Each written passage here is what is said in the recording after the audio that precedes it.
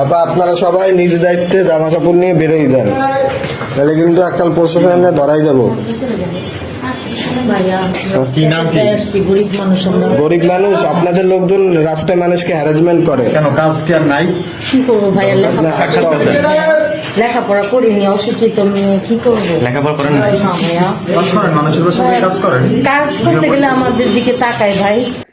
আসসালামু আলাইকুম, সবাই কেমন আছেন? আশা করি ভালো আছেন। তো যাই হোক, আমি গোসল করে আসলাম। আসার পরে আমি ফোনটা হাতে নিলাম। হাতে নিয়ে যখনই আমি অনলাইনে ঢুকলাম, তখনই এই ধরনের একটা ভিডিও আমার সামনে এসে পড়লো। তো যাই হোক, স্ক্রিনে না তুলে আর পারলাম না, স্ক্রিনে আমাকে তুলতেই হলো।